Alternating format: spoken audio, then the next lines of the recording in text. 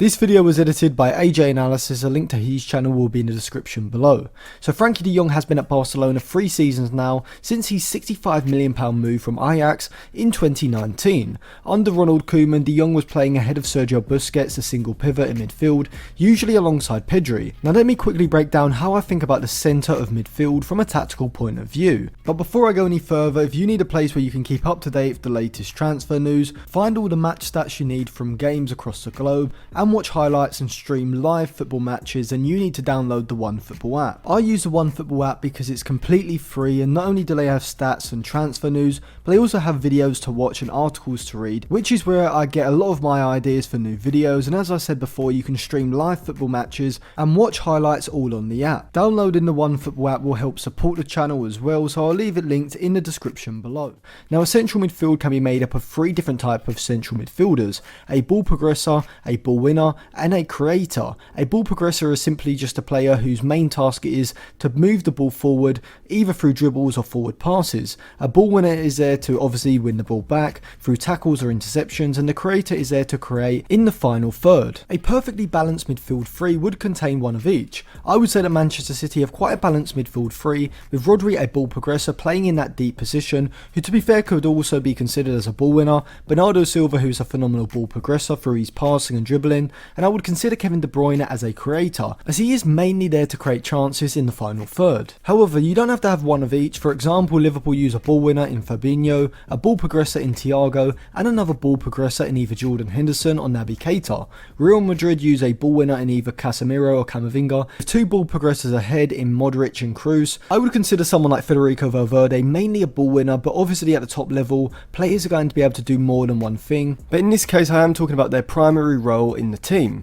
If we look back to Pep Guardiola's Barcelona side, they had 3 ball progressors in Busquets, Xavi and Iniesta. This is because sometimes managers will sacrifice having a ball winner in midfield in order to have another ball progressor, which is often a regista, a player who does play in the same position as an orthodox ball winning defensive midfielder, but instead their primary job in the side is to progress the ball through their passing. We've also seen managers like Jose Mourinho use 2 ball winning central midfielders behind a creator, as he did with Inter Milan in 2009-2010, with Thiago Motta and Cambiasso playing in behind Wesley Sneijder. At Barcelona, De Jong has been used in front of Sergio Busquets, who's more of a ball progressor, alongside Pedri, who is a creator. Ideally, I would want De Jong playing alongside a ball winner, and this is because whilst I do think he has decent ability to read the game and make interceptions as well as put in tackles, he does lack concentration and physicality, meaning that often he allows players to run off of his blind side, or just seems to forget to drop off in certain positions, which does make me think that at the moment he isn't a regista, even though I do think that in the future he can evolve into that role. And we can see this when we take a look at his FBref report, as he does rank pretty low for metrics like tackles, interceptions and pressures. Now even though De Jong has played well under Xavi as manager,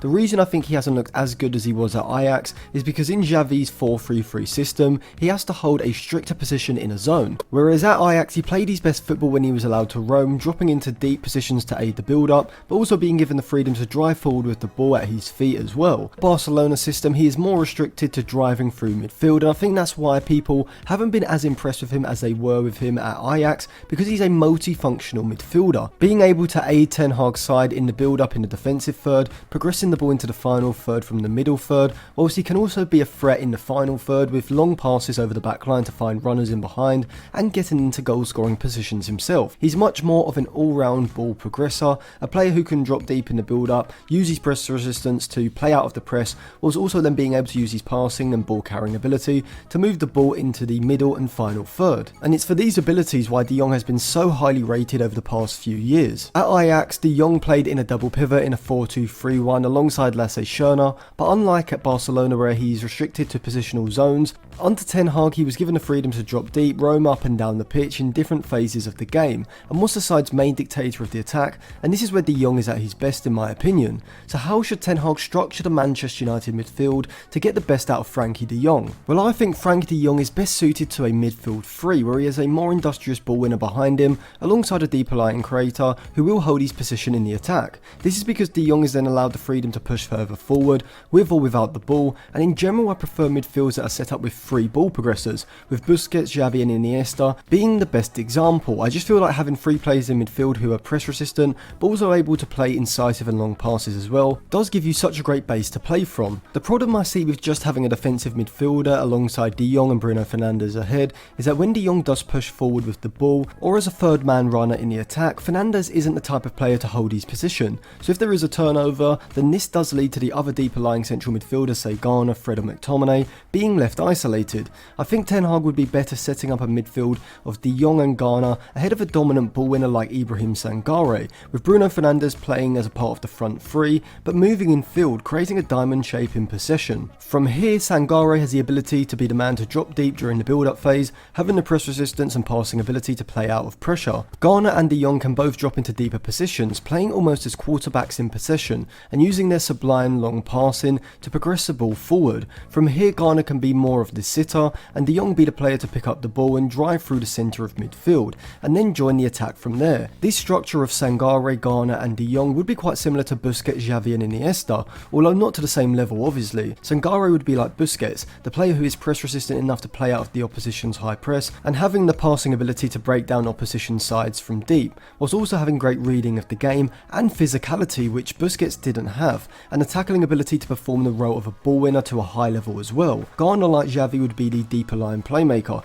the player who progresses the ball into the final third with his long and incisive passes, but still retains a relatively deeper position in possession. This would then allow De Jong, like Iniesta, to be the player who has the freedom to drive forward with the ball at his feet, but I think De Jong, more than Iniesta was, can be a goal scoring midfielder who can make late runs into the box, and we have seen glimpses of this at Barcelona. Ahead of the midfield three, you could essentially have a midfield diamond, Fernandes moving inside from the right, and Sancho maybe holding his width a lot more from the left, or someone like Martial or Rashford moving in field and playing as a left-sided forward alongside Ronaldo. Now this wouldn't be extremely expensive for United either, as even though De Jong would cost say around £70 million, Sangare should be available for around 30 to a maximum of £40 million.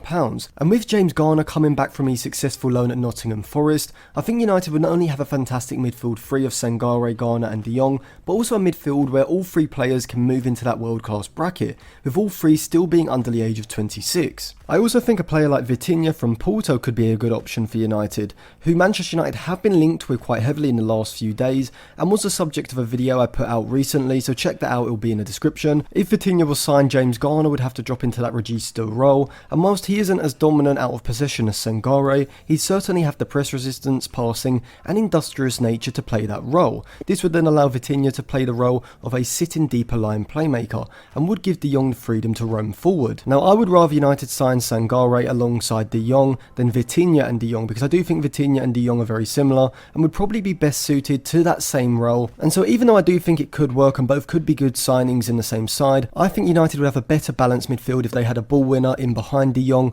alongside a deeper line playmaker who could play that sitting role, as I think that would give United a perfectly balanced midfield three. However, if United didn't sign another central midfielder after De Jong, I'd go with Fred alongside De Jong ahead of Garner. As well as Fred doesn't have the passing range or technical ability of Garner or Vitinha, he does suit the role of a pressing midfielder, being utilised higher up the pitch than he is in a midfield double pivot. He'd essentially be the water carrier of the midfield, and this is something we have seen in prominent successful midfields. In Louis van Gaal's 95 Ajax side, which did win the Champions League, Seedorf and Edgar Davids played as a water carriers, ball winners in that 3-4-3 system, with Frank Rijkaard playing the role of a libero in possession, with Jari Littmann sitting ahead as the advanced playmaker. In Carlo Ancelotti's Champions League winning AC Milan side in 2003, all the way up to around 2007-2008, Seedorf and Gattuso were used either side of Andrea Pirlo in the regista role, with Kaká or Rui Costa playing ahead, creating a 4-4-2 diamond or a 4-2-3-1 shape. And I think Ten Hag could use Fred and Garner in a similar way in order to protect De Jong's weaknesses and give him the freedom he needs in possession. So let me know what you think of Frenkie De Jong and who should be signed alongside him. What would be Manchester United's best midfield if De Jong was signed? And check out some of my other Manchester United videos which will be linked in the description below.